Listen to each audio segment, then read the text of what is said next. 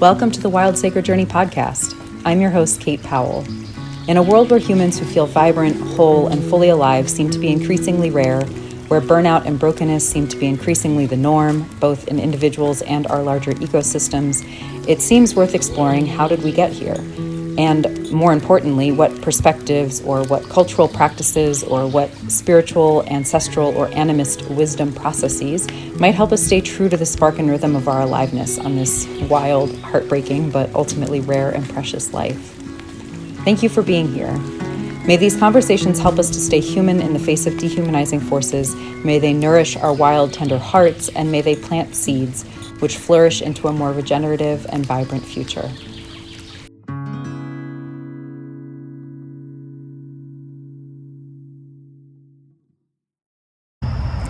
Hey, Kate Powell with Wild Sacred Journey here. So I've been talking a little bit more recently about shadow work, and I want to talk a little bit today about what a spiritual practice that doesn't include shadow work can look like. So I know this, I'm going to be speaking to my own experience and the patterns I see a lot with clients, which is that, most of us have, it's pretty human to have some kind of pattern of control in response to having felt powerless, in response to having felt unsafe, in response to having felt just like we didn't quite know how to navigate the world or fit in with it. And, I've spoken about sort of some soul fragmentation that we can need to tend to with shadow work. I've spoken about parts of ourselves that we didn't, so soul fragmentation being parts of ourselves that we were told were too much in some way, and we sent to live outside of ourselves. There's also the parts of the wounded parts of ourselves that we didn't know how to navigate at the time. We didn't have the capacity or the skills or the guides and guidance at the time to navigate, and so we tucked those all away in a dark corner to never deal with them again. So those are kind of the two main aspects of fragmentation that can lead us to some kind of dark night of the soul that leads us onto some kind of spiritual journey, which may or may not include shadow work.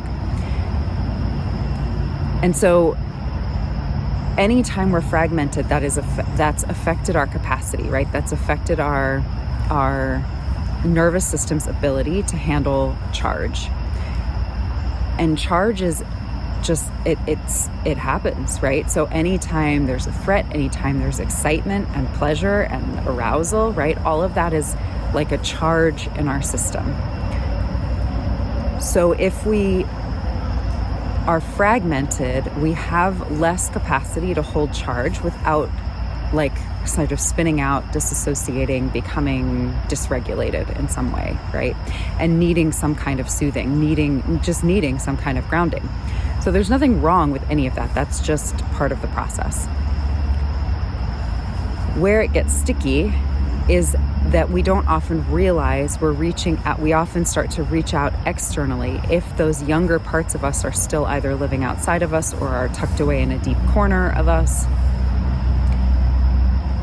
Those younger parts will step in that moment, right? We'll kind of get hijacked by those younger versions of ourselves. And they're going to look to others for the regulation. They're going to look to others for the soothing, for the answers. And again, not inherently bad. We are designed as humans to co-regulate, to co-attune to each other, right? That's also part of how we're designed, to mirror, right? But that younger version, the adult version of us, doesn't always realize that it's a younger version of us that's in charge in that moment. And the younger version of us is going to be seeking that out of some sort of sense of desperation, victimhood, powerlessness, right? And so this is how we can end up in relationships that are, we might call them codependent, or, where the wounds match up perfectly, basically, right? Someone's an over caretaker, someone's a desperate young one. Sometimes those roles switch back and forth depending on the situation. So where this fits in with the spiritual journey is many times all of us are more sensitive than we've been taught to be in our culture. Some people just, whether by design or whether because they've had to develop it because of deep senses of unsafety and trauma, whatever it is, some of us tend to be even more sensitive than others, but everybody is more sensitive than we give ourselves credit for, or that we've been trained how to be in our society as we grew up. So a lot of times, those of us who are sort of more spiritually inclined will start to find these spiritual practices, these healing tools through these spiritual practices. And when we first find them, often it feels like this other part of us that's been sent to live outside of us, this spiritual, intuitive, sensitive, empathic, maybe sort of seer kind of part of us that's been sent to live outside of us, that part comes back in. And that feels like such a relief. It feels like such a homecoming. Suddenly we make sense. Suddenly the world makes more sense. Suddenly it feels like we found our place, or we found our people, or we found something that we were deeply, deeply hungry for. And that is a beautiful, beautiful, good thing.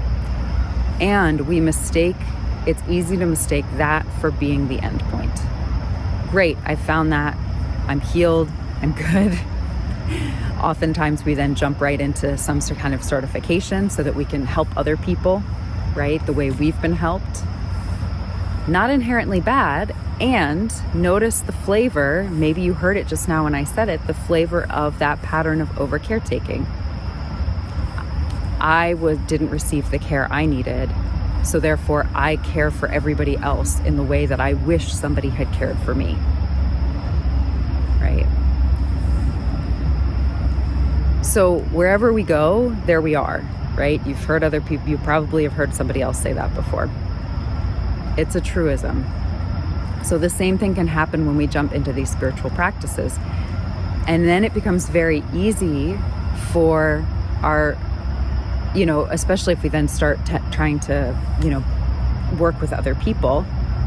If we are working with clients, our nervous system capacity is super important, because part of being a guide, a facilitator, a healer, if we want to call it that, is not that we are doing anything for them. It's that we are able to hold a presence and a certain level of capacity that they can borrow, that they can sort of use to help realign themselves, reattune themselves to something that's within them, that something within them awakens. So because our nervous systems are designed to mirror and attune to each other, we will always be awakening something in them. Whether we have the capacity to then hold the space for them to actually move through it is not just a series of tools or protocols or practices, right? That's like actually our own body. That's actually how experienced and intact we are within ourselves. And this is not that we have to be perfect. We're not going to ever be perfect. That's also just not how it works. But it's not just about the next certification. It's not just about the next tool. It's not just about the next practice, the next flashy thing. It's not about, oh my God, last night I astral projected, and then today I did this, and then, this and that, right? It's not about all of that. Again, there's nothing wrong with any of those. Beautiful. The actual meat of it, the actual juice of it, the actual heart of it is what we could call shadow work, or if you want to call it something less fancy, basic nervous system tending, nervous system hygiene, nervous system work, the ongoing, it's the same. Like, you can get a fancy new house, and if you don't ever take care of it, it will start to fall down. You can get fancy new skills, and if your capacity does not match the expansion that you've stepped into, you will eventually start to burn out. You will eventually start to fall apart. You will eventually end up back where you thought you started, which you're not exactly back there. It's a spiral, but still you'll end up in dynamics and things that are still more or less the same as where you started.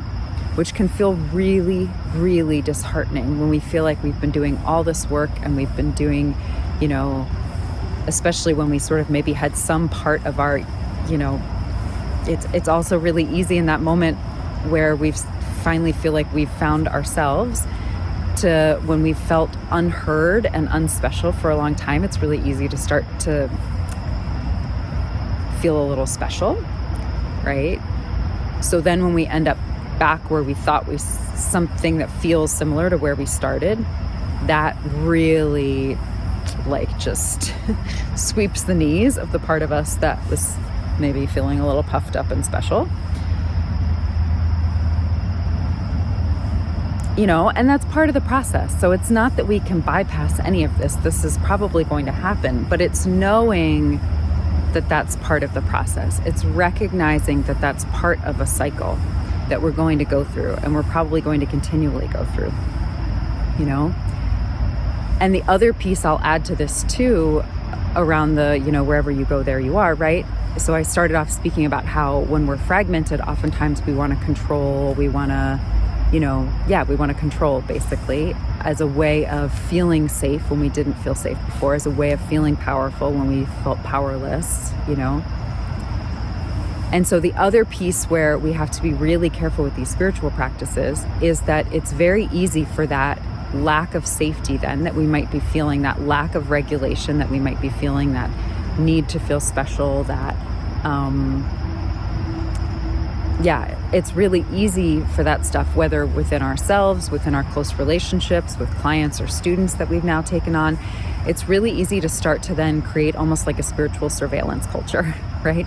We start trying to use our spiritual gifts, our intuitive gifts to figure everybody else out, And again, if we've had trauma where we've been hypervigilant and we've had to use our intuition to scan for safety, that's going to be even more of a pattern. And again, there's nothing wrong with that. That's one of those ways the tool can work. But if we're using it to try and see the future, right? Like the future's written in stone. If we're using it to try and know how things are going to turn out, we're setting ourselves up for a lot of disappointment. Because what we're doing then is we're actually stepping ourselves further out of the rhythm of aliveness. Right? There's a lot of spiritual practices out there that, whether they were intended this way or whether this is how they've started being interpreted over the years, that are a lot of them that are about transcendence. Using what's happening in our lives right now to try and be better than that and to get somewhere else. Right? Which is escapism. As opposed to using what's happening in our lives right now to grow in the way that nature grows. To evolve in the way that nature evolves, right? By being rooted here, which needs capacity. Because to be rooted here it's disorganization, it's mystery, it's unknown, it is danger, it is frailty, it is death, it is those things, right? There are threats to our safety. There are needs we have that may or may not be met. And if we don't have the capacity, if we're using our spiritual practices to try and move away from that without actually tending to our nervous system capacity, then we're just continuing to disassociate or escape. And ultimately that will affect our relationships with ourselves, with life, with the ones we love, with clients or students.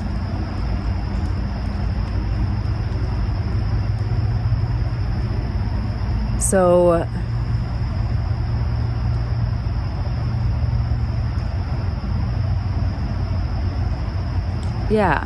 so I guess the piece I'm offering here is to just remember that, you have to keep doing the unglamorous personal maintenance work. Not because you're broken, not because you need fixing, not because the world only responds to your perfection, but because I think that might actually be the point of being here.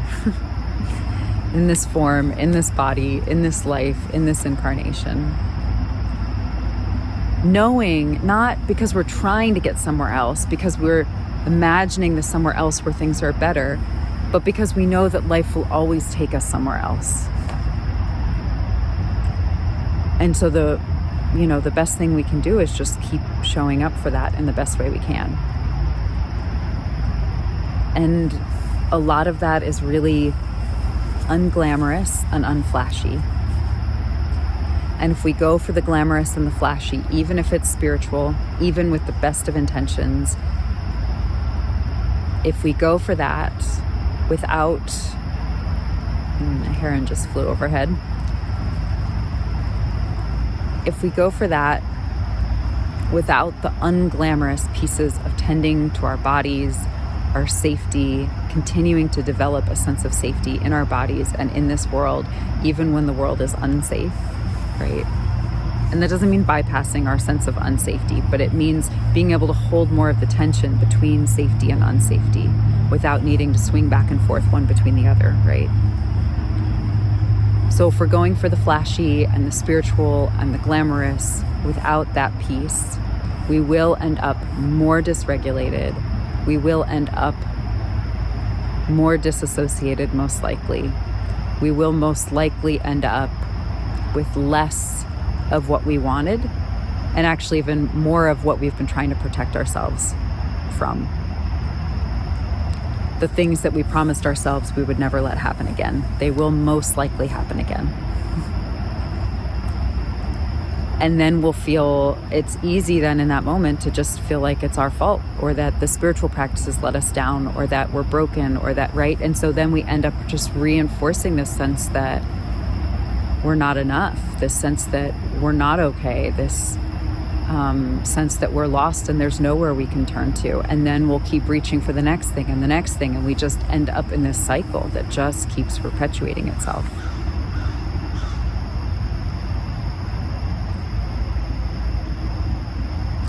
So I invite you to kind of just, if this felt like a charged episode, or maybe even like a little bit of a personal attack, take some deep breaths. Hold your heart tenderly.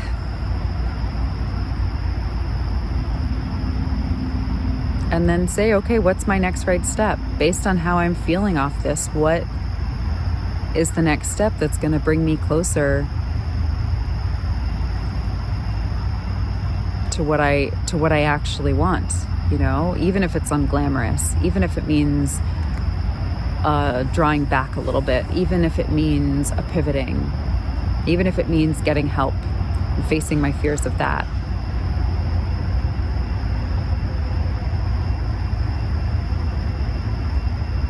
Yeah. And I would invite you too, as you're thinking about your next certification or your next step in your growth and transformation journey, if you're thinking about who you want to work with and who you want as your guides, your mentors, your teachers, I invite you to sit with what's their capacity maybe? How experienced are they in this? Am I drawn to them because they're flashy too? Or am I drawn to them because,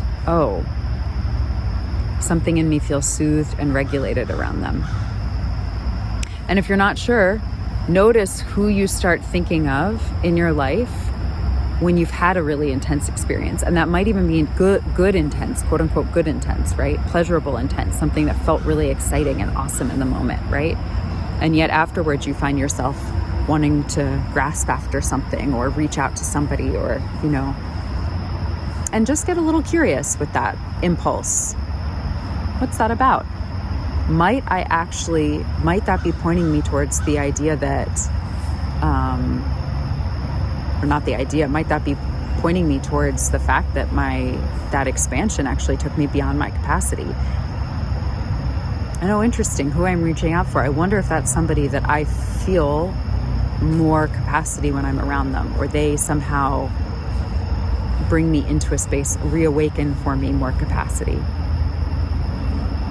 And if that's true, then good God, and I say this as someone who has been on the receiving end of much grasping and what often feels like very little valuing, pay them. If they're a professional, pay them.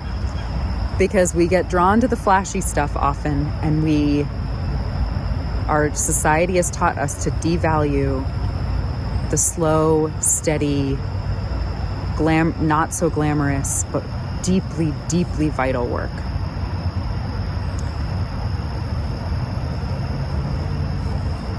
So just notice, because where we're grasping, right? That is our internalized colonialism. That's our internalized entitlement, our internalized out of right relationship. That's our internalized exploitation and extraction, right? Late stage capitalism. So we need to keep interrogating that, because that also, the impulses that stem from that, even if well-intentioned, will not get us to the future that we're actually longing for. The heron just flew by again. So anyway, I'll leave this here right now. And if this stirred up something for you and you're interested in, and you feel like I might be someone who can, if this resonates in some way and you're like, wow, this is maybe a piece I didn't realize I was missing, and you would like to, something in you feels like I might be someone to work with that around, then please reach out. I do have some more one-on-one spots available right now.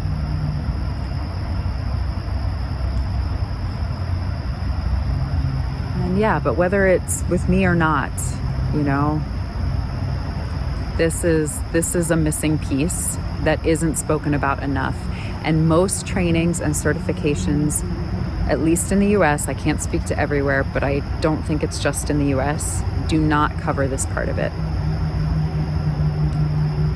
They will teach you the tools and send you out into the world, and you will not have the basics that you need, the foundation that you need.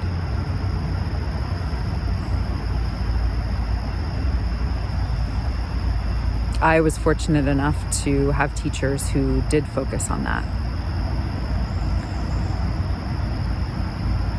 And it made a huge difference. And now I know how to continue working that for myself. So whether you feel called to work with me or not, just please consider this, because this is a piece that's missing from a lot of our reawakening to spirituality, and yet still struggling with how to relate to ourselves, to clients or students, to our friends and family and loved ones, to the natural world.